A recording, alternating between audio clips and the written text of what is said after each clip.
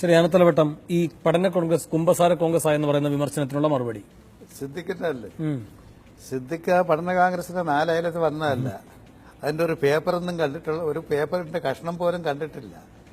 കേരളത്തിലെ ചിന്തിക്കുന്ന മനുഷ്യർ, കേരളം വളരണമെന്ന് ആഗ്രഹിക്കുന്നവർ, അവരെല്ലാവരും അതിൽ താല്പര്യമെടുക്കുകയും അതിനെ മുക്തകണ്ഠം പ്രശംസിക്കുകയും ചെയ്തിട്ടുണ്ട്. ആ രേഖകളാണ് ഇനി യാഥാർത്ഥ്യമാക്കാൻ പോണത്. ഇതിന്റെ കൂട്ടത്തിൽ കുറെ കാര്യങ്ങൾ സിദ്ദിഖ് പറയുകയുണ്ടായി. കണ്ണൂരിലെ വിമാനത്താവളം വരുമ്പോൾ പിണറായി വിജയൻ മോഹൻമാന്റെ മോളിൽ കൂടെ വിമാനം പറക്കുന്നു.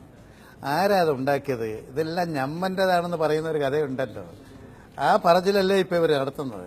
കണ്ണൂർ വിമാനത്താവളത്തിന് ആവശ്യമായ സ്ഥലമെടുക്കുകയും വിമാനത്താവളത്തിന് പണി തുടങ്ങുകയും ചെയ്തത് ശ്രീ പിണറായി വിജയൻ ഉൾക്കൊള്ളുന്ന CPMന്റെ നേതൃത്വമുള്ള ഇടതുപക്ഷ മുന്നണി ഗവൺമെന്റ് ഇരുന്നപ്പോഴാണ്, നയനാർ സർക്കാരിന്റെ കാലത്ത്.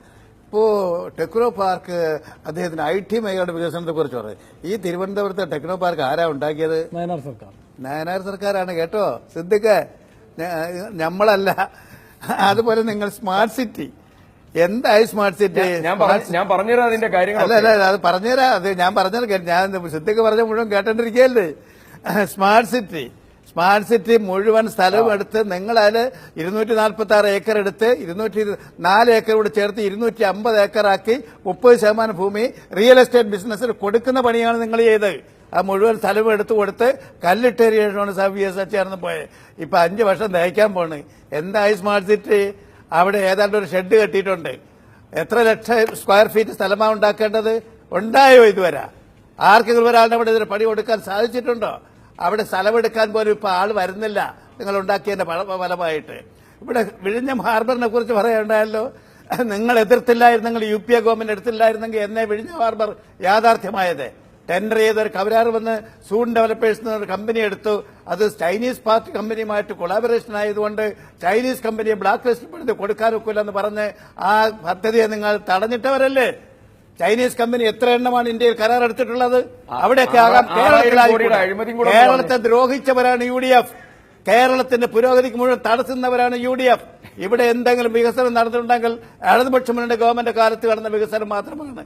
ഇപ്പൊ ഞങ്ങൾ നവകേരള മാർച്ച് നടത്തുമ്പോൾ ഭാവി കേരളം എങ്ങനെയായിരിക്കണം? നിങ്ങളുടെ 4-5 വർഷത്തെ ഭരണത്തിന്റെ ഫലമായിട്ട് എന്താ ഉണ്ടായത്? ഇത് നിങ്ങൾ ജനങ്ങളെ രക്ഷിക്കാൻ യാത്ര നടത്തണം. ലക്ഷക്കണക്കിന് തൊഴിലാളികൾ പണിയെടുത്ത വ്യവസായങ്ങളെ മുഴുവൻ തകർത്ത് തരിപ്പണമായില്ലേ? നിങ്ങളുടെ നേതാവ് KC വേണുഗോപാലൻ MP ഇന്ന് മുഖ്യമന്ത്രിയെ കത്തെഴുതിയിരിക്കുകയാണ്.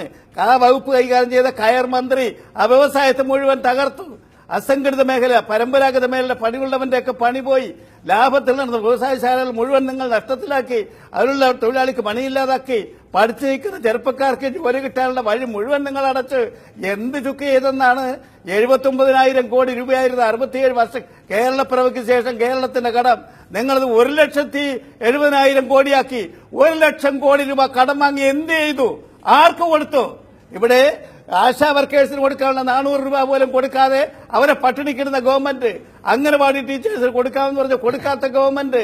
ഇപ്പൊ തൊഴിലാളികൾക്ക് കൂലി കൊടുക്കാൻ നിവർത്തിയില്ലാതെ കയർ ഫണ്ടിലെ കയറെടുക്കാത്തതിന്റെ ഫലമായി സമരം നടക്കുകയാണ്. തൊഴിലാളികൾ പട്ടിണിയിലാണ്.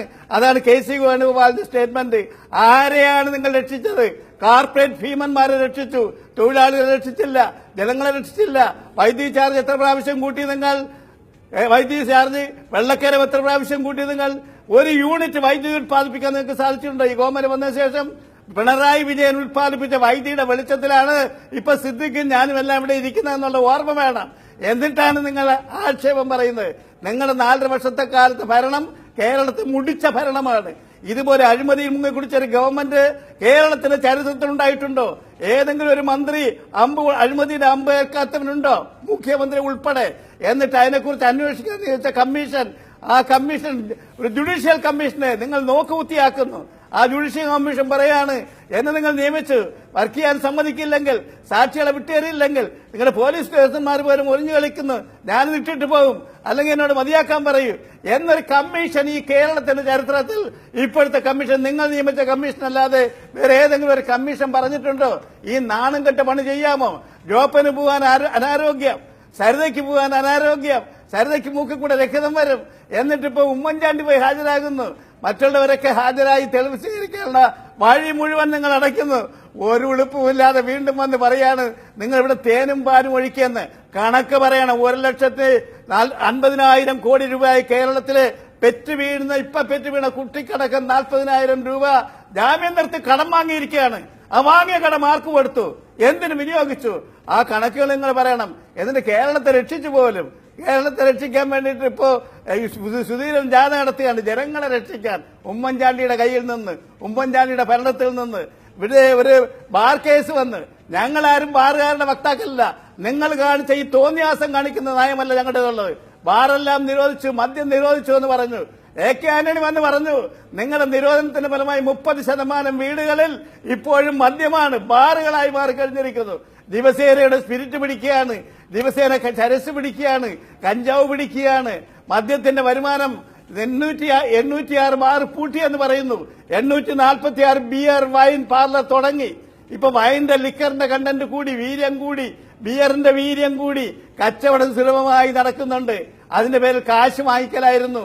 ലൈസൻസ് പുതുക്കി കൊടുക്കുന്നതിന്റെ ഫലമായിട്ട് ഇടതുപക്ഷ മുന്നണി ഗവൺമെന്റ് കാലത്ത് എക്സൈസിൽ മന്ത്രി ഉണ്ടായിരുന്നു. ഒരു കപ്പ് ചായ വാങ്ങിച്ചു കൊടുത്തെന്ന് നിങ്ങൾ അന്ന് പറഞ്ഞിട്ടുണ്ടോ? ഇന്ന് പറയാൻ ധൈര്യമുണ്ടോ? ബാറുകാർ പറയുന്നുണ്ടോ? നിങ്ങളെ സംബന്ധിച്ച് ഓരോ മന്ത്രിയെക്കുറിച്ചും പറയുന്ന കഥകളൊക്കെ എന്താ? എത്ര നാണം കെട്ട കഥകളാണ് പറയുന്നത്. ഇങ്ങനെ നാണം കെട്ട ആക്ഷേപങ്ങൾ കേട്ട പറഞ്ഞ ഒരു ഗവൺമെന്റ് കേൾക്കാൻ വിധിക്കപ്പെട്ട ഒരു ഗവൺമെന്റ് ശ്രീ ഉമ്മൻചാണ്ടിയുടെ ഗവൺമെന്റ് അല്ലാതെ വേറെ ഏതെങ്കിലും ഗവൺമെന്റ് ഉണ്ടോ? നിങ്ങളെ ഇപ്പൊ എല്ലാരും കൂടെ വിളിച്ച് ഒരുമിച്ച് ചുല്ലിടിച്ചിരിക്കുന്നത് സുധീരനെയും ഉമ്മൻചാണ്ടിയെയും രമേശനെയും. ഞങ്ങൾ ഇനി ഒന്നും മിണ്ടില്ല. രമേശൻ കത്തെഴുതുകയാണ്, ഇതൊരു അഴിമതി നിറഞ്ഞ ഗവൺമെന്റാണ്. ആ കത്ത് രമേശൻ അവസാനം പിതൃത്വം ഏറ്റെടുക്കാൻ തയ്യാറല്ല. കത്ത് വന്നപ്പോ പറയാണ്, കത്ത് രമേശൻ എഴുതിയില്ലെങ്കിലും അതിൽ പറയുന്നതിനൊക്കെ ഞങ്ങൾ യോജിക്കുന്നു. ആരൊക്കെയാ പറയാ? VD സതീശൻ പറയുകയാണ്, അതുപോലെ പന്തളം സുധാകരൻ പറയുകയാണ്, K മുരളീധരൻ പറയുകയാണ്, അവരൊക്കെ പറയാണ് കത്തിൽ പറഞ്ഞത് ശരിയാണ്, അഴിമതി നിറഞ്ഞ ഗവൺമെന്റ് ആണെന്ന്. അങ്ങനെ ഒരു ഗവൺമെന്റ് വക്താവായിട്ട് എങ്ങനെ സിദ്ദിഖ് നടക്കുന്നു? ഞാൻ ഒരു ഇടവേളയിൽ കൂടി പോകണം. ഇടവേളയ്ക്ക് ശേഷം കോൺഗ്രസിന്റെ മറുപടി സിദ്ദിഖിൽ നിന്ന് പ്രതീക്ഷിക്കുന്നു.